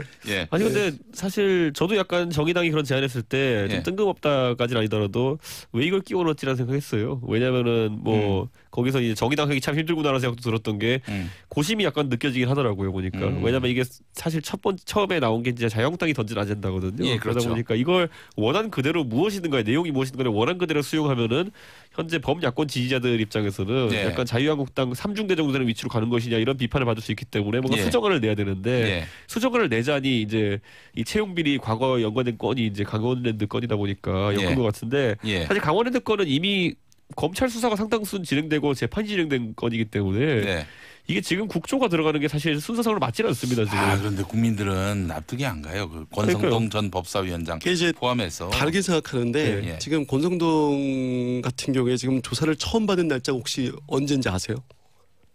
조사요? 예. 2달 전이잖아요. 아니죠. 그러니까 4월 27일이에요. 4월 27일. 대한민국의 문재인 대통령하고 김정은 위원장이 TV에 그냥 그날이었죠. 그날에 저도 그때를 까먹고 첫날이라 그러니까요. 그러니까 이게 뭐냐면 이게 과연 가능하냐는 거죠. 이게 과연 국민들이 볼 때 공정하냐는 거죠. 그렇기 때문에 국정조사가 지금 말씀하신 대로 수사 들어갔는데 국정조사를 해야 되느냐라는 말은 국민들 정서상 저는 충분히 가능하다고 생각하거든요. 그리고 김성태 원내대표가 서울시청을 난입한 이유가 바로 그거였거든요. 채용 비리 밝혀야 된다. 채용 비리는 지금 강원랜드보다 큰 게 없어요. 500명 중에 95%를 부정청탁으로 들어갔는데 강원랜드가 먼저라고 생각하는 거죠. 그래서 강원랜드가 먼저다. 그 말씀했죠. 그래서 저도 그냥 뭐 찬성입니다. 정의당이 왜 그런 고민을 했는지는 저는 대충 알 것 같은데. 그래서 아니 바른미래당은 적극 찬성합니다. 강원랜드도 같이 설자. 이렇게 하는 거예요. 그래서 저희는 바로 선뜻 동의했습니다. 저희는 걸린 사람 없어요. 제1야당이 풍모를 보여주는데 깜짝 놀랐다니까요. 제가 오해했어요. 제가. 그런데 어느 쪽은 이제 큰 도량을 보여주기도 했고 그럼요. 어느 쪽은 아주 뭐 그냥 원천봉수하고 말이죠. 그러니까 뭐 교통 정리가 좀 안 된 게 조금 그 당내에서 그게 좀 아쉬워서 그렇지. 저희가 지지율이 한때 자유한국당을 넘어서 제1야당이라고 얘기하는데 제가 되게 죄송스럽더라고요. 대한민국 제1야당 누구나 못하는 거예요. 근데 이미 건수는 자유한국당이 이걸 받느냐 안 받느냐의 문제 이전에 그냥 민주당이 전반적인 이걸 받느냐 안 받느냐로 이제 넘어갔거든요. 왜냐하면 사실상 서울교통공사 건에서도 그렇고 다른 건에서도 그렇고 억울한 점이 있다라고 민주당 의원들이 앞장서서 방어를 하는 모양새를 지금 취하고 있거든요. 민주당 같은 경우에는 국정조사하지 말고 감사원 감사를 제대로 한번 받아보자. 뭐 이런 입장 아닙니까? 근데 뭐 감사원이라는 조직이 우리나라는 이제 행정부의 뭐 사실상 거의 뭐 관할하에 있으니까 감사원이라는 조직이 지금까지도 밝혀내지 못한 거잖아요. 그런데 제가 봤을 때는 뭐 국민의 신뢰를 받기 어렵다 이렇게 보고 그렇다고 국회 국정조사가 과연 진실을 들춰낼 수 있겠는가 하는 또 의문도 있습니다, 사실. 그런데요, 이게 사실 지금 나온 그 명단들 보면요, 이 전수조사했던 명단들을 보면요, 개인정보 때문에 그렇지 그냥 알아서 신고해라 이런 수준의 명단이거든요. 그렇죠. 그렇긴 해요. 그렇기 때문에 조금 더 강제성이 들어간 형태로 국정조사를 하게 되면은 좀 다른 결과들이 나올 수 있다 이런 생각하고 사실 이런 것 때문에라도 이제 우리나라는 감사원을 이제 사실상 행정부 아래에 두고 있는데 이게 이제 제 생각에는 국회로 넘어와야 된다. 아, 감사원이. 그러니까 미국 같은 경우는 이제 의회에 이제 감사원이 붙어 있었거든요. 그러다 보니까 우리가 얘기하는 지금 우리나라는 보면 감사 체제가 감사원도 있고 국감도 있고 여러 가지 참 뭐 수사기관도 있고 이렇게 되다 보니까 그것도 받는 사람 입장에서 또 곤욕이에요. 보면 감사원에 한번 털리고 여기 한번 털리고 이러면 공무원 입장에서는 그거 보고서 만들다 다 일이 끝나는 경우도 있기 때문에 저는 이 의회 감사처를 두는 것이 아마 다음에 대통령께서 또 개헌을 언급하셨으니까 그 권한 조정이 있어가지고 의회가 감사 권한을 확실히 갖는 것이 옳겠다. 그러면 앞으로 이런 문제가 좀 더 미연에 방지될 수 있지 않을까 생각합니다. 근데 만약에 다음 총선에서 민주당이 압승을 한다. 뭐 심지어 단독 개헌선까지 확보하는 그런 상황이 된다면 그것도 무의미한 거 아닙니까? 그러면 또 감사원을 그렇다고 해서 뭐 예를 들어 아까 말했던 것처럼 감사원이 지금 행정부에 붙어 있는 체제 자체가 우리나라가 약간 비정상적인 겁니다. 그렇기 때문에 그런 약간 과거에 급하게 만드느라 좀 잘못했던 제도들 같은 경우에는 아니 독립기관으로 하는 건 어떨까 하는 생각도 듭니다. 그래도 되죠. 왜냐하면 실제 우리가 이제 삼권 분립이라 그러는데 대만 같은 경우에는 5권 분립을 합니다. 우리 5권 분립에 해당하는 건 뭐냐면은 우리 인사혁신처에 해당했던 공무원 선발에 해당하는 부분까지도 전부 다 이제 별도무기로 뒀거든요. 그렇기 때문에 저는 5부 그 이제 소위 말하는 5권 분립 같은 것들도 충분히 고려할 수 있다 이런 생각합니다. 저 최석 대변인님, 그 정의당에서는 고용 비리 대책 어떤 것들을 좀 세워놓고 있습니까? 사실은 이정미 대표님이 이제 뭐 의원 되시자마자 2016년 4월 2011년부터 4월부터 해서 채용 관련된 공정화 법률을 개정을 벌써 내놨어요. 그러니까 여러 분야에 내놨는데 뭐 사립학교법 관련된 것도 그렇고 청년 공정취업에 관련된 보장위안법도 내놨는데 중요한 건 그거예요. 이 내놨는데 소위에 그냥 머물러 있어요. 지금 이 건에도 해결할 수 있는 법안을 벌써 내놨는데 우리가 은행권에서도 채용 비리가 한번 크게 터졌었잖아요. 그때도 사실은 이 법이 만약에 그대로 통과됐으면 해결할 수가 있었는데 사실은 그냥 이렇게 좋은 법들이 의회에 그냥 머물러 있죠. 소위에 그냥 머물러 있단 말이에요. 그래서 뭐 국민들께 이제 부탁드린 거는 이런 좀 그러니까 이 고민들을 어떻게 해결할까 정의당에 좀 힘 좀 실어 달라. 단독으로 저희가 교섭단체 만들고 좀 더 의원이 많으면 충분히 이게 뭐 소에 뭐 그냥 머물러 있는 게 아니라 충분히 진짜 국민들에게 도움이 될 수 있는 법으로 다가갈 수 있는데 이렇게 좋은 법들은 벌써 다 있는데 이건 그냥 머물러 있어요. 벌써 2016년에부터 나온 법들인데 그래서 좀 안타깝죠. 그래요. 이준석 의원님, 그 감사원을 행정부에서 독립시키거나 의회 아래 두자 이런 말씀 하셨어요. 뭐 아예 그냥 제5부로 두는 방안도 말씀하셨고요. 그런데 이게 여야 합의를 봐야 되는 거 아니겠어요? 그렇죠. 저는 아마 이 부분에 대해서는 근데 의회주의자들이라고 우리 하는 그룹 같은 경우는 여야를 막론하고 있습니다. 아마 정의장에도 비슷한 생각을 가진 분들이 있을 거예요. 이 감사위원 자체를 그렇게 하면 예를 들어 원내 정당들이 나눠서 추천한다든지 이렇게 될 수도 있기 때문에 아마 전 최석 대변인도 괜찮다. 미래를 보고 제가 얘기합니다. 앞에 의원이 보여가지고 최석 대변인도 아마 비슷한 생각이겠죠? 어떻게 생각하세요? 아예 비슷하게 생각하는데요. 그러니까 일단은 뭐 처음에 지금 감사원 그 박원순 시장이 그렇게 물었었죠. 뭐 객관적인 조사를 위해서 서울시가 할 수 있는데 감사원에 뭐 맡기겠다라고 얘기를 했을 때 저희도 사실은 뭐 지켜보는 것도 나쁘지 않다고 생각을 했었어요. 다만 지금 이렇게 뭐 국정조사로 계속 밀고 나가는데 그거에 만약에 뭐 비리도 아래 위가 있다 보면 더 큰 그들이 주장하는 대로 얘기하면은 사실은 강원랜드는 친인척이 26%에 해당해요. 뭐 서울교통공사는 11%인데 2배잖아요. 그럼 어찌 보면은 그럼 가장 큰 비리는 그 채용 비리는 강원랜드인데 당연히 강원랜드 먼저 들어가야 되는 게 맞다라고 생각하는 거죠. 하여간 저는 또 이런 안을 갖고 있습니다. 뭐냐면은 감사원장이든 또 뭐 한국은행 총재든 그리고 법원장이든 그리고 심지어 뭐 KBS 사장이든 이게 독립성이 보장돼야 마땅할 곳은요. 요즘 휴대전화가 국민 한 분당 다 있잖아요, 하나씩. 이 모바일도 보안이 유지돼 있으니까 뭐 이게 국민 투표까지는 아니더라도 국민의 어떤 모바일을 통한 의사 개진 차원에서 한번 그렇게 모바일 투표로 해가지고 그렇게 해서 대통령에게 건의가 되면 대통령이 그것을 웬만하면 받는 이런 형식으로 직접 민주주의 실험을 해보는 것은 어떨지. 청와대 청원이 비슷하게 동작하고 있긴 하죠. 청와대 민원은 한 20만을 해야 뭐 답변하는 정도인데 인사권을 아예 국민에게 넘기는 특히 독립기관장에 한해서라도 해보는 것은 어떨지. 기술적으로는 절대 불가능하지가 않잖아요. 그렇죠. 그 뭐 저희가 정의당이 저희는 그런 투표를 당내 투표를 그렇게 하거든요. 그러니까 스마트폰 갖고 있는데 개인 확인 절차 거쳐서 투표를 저희는 그렇게 해요. 그렇기 때문에 그게 뭐 국민 투표라는데도 제가 볼 때 기술적인 문제라기보다는 그거를 뭐 어떻게 뭐랄까요? 그럼 투표율이 많이 높아지겠죠. 뭐 어떤 투표나 그래서 뭐 그런 걸 우려하는 사람들도 있지 않나라는 생각도 들고요. 네. 저는 이제 이런 걸 근데 아까 말했던 감사 조직을 강화하는 것도 하나 대안이지만 이번에 드러난 것이 뭐냐면은 공공 일자리와 공적 영역을 늘리는 것 자체가 권력을 가진 자들에게 얼마나 달콤한 이제 비리의 유혹이 있겠느냐 그런 생각하게 되거든요. 그래서 사실 여기서 이제 원래 제가 완고한 보수주의자의 논리로 가면은 뭐라고 해야 되냐면은 다 민영화 해버리죠라는 얘기를 할 거예요. 그런데 그렇게까지는 아니고 다만 이번에 정부에 있어가지고 공공 일자리를 더 늘리겠다는 이야기를 했습니다. 근데 사람들이 공공자가 들어가면은 조금 더 공정하고 왠지 그것이 잘 분배될 것이라고 생각하는 개념이 있는데 더 국민이 감시하고 감사원이 감시하지 않으면은 이런 식으로 더 악용될 소지가 있는 일자리들이다 이렇게 보기 때문에 저는 사실 뭐 동네에서 이제 은퇴하시고 이제 단기 일자리 이제 공공기관에서 찾으시는 분들 보면요 이미 아실 겁니다. 보면은 동네 특히 뭐 주차요원부터 시작해가지고 청소 관리하시는 분들 단기 일자리 같은 것들 그게 얼마나 불투명하게 지금 선발되고 운영되는지는 잘 아실 거 아닙니까? 이런 것들도 이번에 싸잡아가지고 한번 감사를 해야지 적폐청산이 됩니다. 제 생각에는. 알겠습니다. 자, 자유한국당. 경제민주화라는 강령 때문에 자유한국당이 침몰하기 시작했다. 전원책 조직강화특위위원회 말이었습니다. 경제민주화의 기치를 들고 2012년 총선 때 임했던 당시 새누리당 비상대책위원 이준석 최고위원 동의하십니까? 그러니까 이게 이제 소위 말하는 지금 자유한국당에 있는 분들이 옛날에 이제 물에 빠져가지고 구해줬더니만 지금 이제 와서 딴소리 하고 있는 거거든요. 그러니까 그 당시에 뭐 김용민 씨도 선거 그때 다 뛰었으니까 아실 거 아닙니까? 웬만하면 또 그 얘기 하지 마. 그래요? 흑역사라서. 아니 선전했잖아요 그때. 그러니까. 선전한 겁니까? 당연하죠. 그 투표 잘 받았는데. 46% 40. 45% 안 넘었습니다.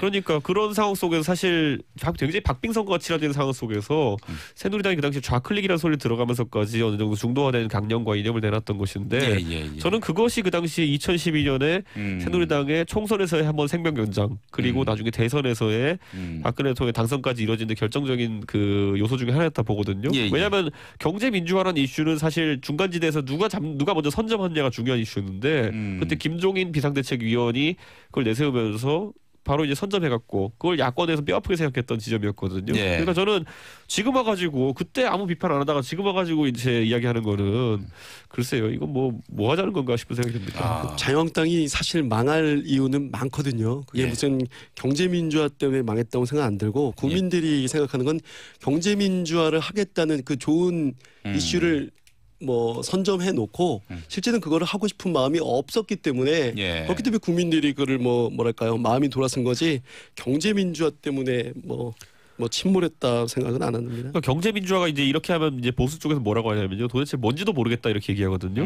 근데 경제 민주화는 간단해요. 경제 성장의 과실이라는 것이 민주적으로 분배되게 하는 것이 경제 민주화예요. 그런데 아니 이거 물어보면 다 답해줄 수 있는 걸 왜 모른다고 계속하면서 이거 여기 이 개념에 동의하지 않는다는 거지 그러면은. 그렇죠. 경제 성장의 과실이 민주적으로 분배되는 게 싫다면 그 어떤 경제를 지향하겠다는 것인지 저는 그 대안을 마련해야 되는데 무조건 싫다 이렇게 얘기하는 거는 과거 부정입니다. 유승민 의원이 요즘 너무 조용히 계셔가지고 무슨 생각을 하고 계시는지 궁금한데 이 경제민주화를 부정하는 듯한 전원책위원회 발언에 대해서 어떻게 반응할지 이것도 궁금해집니다. 그러니까 경제학자 입장에서 보면은 그것도 굉장히 공부 잘했던 경제학자 입장에서 보면은 지금 전원책위원은 이제 소위 말하는 자유주의 서적 몇 권 탐독하시고 이제 와가지고 이제 경제학을 가르치려고 하시는 거 아닙니까? 이게 뭐 권위 호소의 오류는 아니지만은 그렇다 하더라도 지금 이 전원책 변호사의 이제 주장을 다 일관되게 보면은 뭐가 있냐면요. 어떤 과거의 이제 철학과 사상가의 주장을 고지고대로 순수하게 받아가지고 본인의 주장으로 이야기하세요. 근데 사실 우리가 뭐 항상 느끼지만은 그런 순수한 주장이 현실 세계에 적용되기 굉장히 어렵거든요. 그렇기 때문에 저는 전원책 변호사 이런 진심은 믿지만은 이분이 뭐 책은 쓰실 수 있어도 네. 정책을 담당하실 수 있겠냐에 대해 가지고는 약간은 의구심이 있습니다. 정치를 책으로 배워서 그래요. 책으로. 예. 뭐 차별성 때문에 분명히 뭐랄까요? 부의 재분배나 이런 것들 면에서 보수의 입장이 가장 진보와 다르기 때문에 뭐 경제민주화를 뭐 그렇게 뭐 선점한 것 같은데 그러니까 중요한 거는 전원책 의원이 지금 변호사가 얘기하는 거는 들어보면은 그래요. 그러니까 그 당에 있는 사람들조차도 이거는 뭐 정치를 책으로 배웠기 때문에 그렇다. 설득력이 없다라고 지금 하고 있는데 그런 것 같아요. 예. 그 옛날 노래 가사가 있잖아요. 그 보면은 이랬다가 저랬다가 왔다 갔다 한 다음에 뭐 저거 하다 마지막에 나 완전히 못했어 있잖아요. 이제 보면은. 근데 그게 저는 예. 지금 전원책 변호사가 원래 이제 방송하시면서 이제 편집된 화면 속에서는 굉장히 일관된 말씀하시는 분이었는데. 그냥 호통치시면서 이보세요. 다 잘라라 뭐 이런 그냥 그 뭐 그런 이미지였는데 지금 이제 편집이 안 되다 보니까 이제는 기자들은 편집이 되는 정도가 아니라. 예. 거의 뭐 확성기 역할을 하고 있으니까 편집이 됐으면 하는 부분을 또 침소봉대하는 제가 네. 저랑도 일했던 팀들이지만은 그 방송의 팀들이 얼마나 그 편집을 열심히 했겠느냐를 요즘 느낍니다. 썰전 말씀하시는군요. 예. 자, 이 전원책 의원이 왜 갑자기 경제민주화를 한국당 침몰의 원인으로 지목했는지 참 이해를 할 수가 없어요. 아니 이분은요 진심 저는 전원책 변호사 진심을 한 번도 의심해본 적은 없어요. 이분이 방향은 틀려도 또 그 틀린 말 마음에 없는 말을 하지는 않는다. 그래서 이분은 예. 진짜 본인이 중도라고 생각하시고 지금보다 자유한국당은 더 오른쪽으로 가야 된다고 생각하시는 거예요. 근데 지금 지난번에 한번 얘기했지만 이분의 분류 기준에 따르면은 새누리당은 좌파였다니까요. 이게 진짜 체육대회에서 예. 운동장에서 선생님이 너 기준 했을 때 기준 들고 그 좌우로 정렬인데 예. 전원책 변호사는 지금 맨 오른쪽에 서가지고 기준 한 다음에 더 오른쪽으로 가 이러고 있는 거예요. 이제 운동장 밖으로 밀려납니다 이러면은. 예. 알겠습니다. 정의당 여섯돌 기념행사도 있었고요. 자 우리 최석 대변인님 여섯돌. 이후에 할 일도 참 많아 보이고 말이죠. 지지율도 많이 올랐습니다. 소회를 좀 말씀해 주신다면? 2012년 저희가 10월 21일 날 5천 명 당원 1% 지지율 갖고 시작을 했어요. 예. 그러니까 지금 여섯돌 맞이 저희가 5만 명의 당원과 그리고 또 지금 저희가 두 자리대 지지율을 갖고 있는데 그러니까 한겨레 오늘자 그림 만평에서 노회찬 대표님을 그렸더라고요. 그리고 뭐라 써있냐면 그립다 그의 말이 라고 이제 뭐 국정조사 했던 그 모습을 이렇게 그렸던 것 같은데요. 그러니까 저는 정의당의 전성기는 오지 않았다라고 생각을 해요.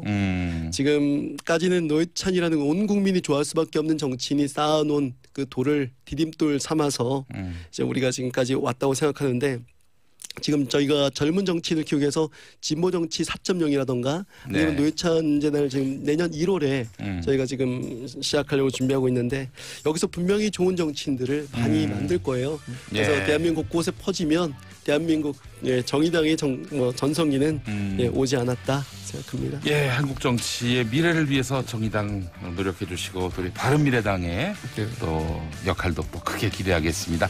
자, 석인의 최석 정의당 대변인 이준석 바른미래당 최고위원 두 분과 함께했습니다. 수고 많이 하셨습니다. 네, 감사합니다. 김용민의 정치쇼 오늘 순서 모두 마치겠습니다. 내일 아침 10시 5분에 다시 오겠습니다. 여러분 안녕.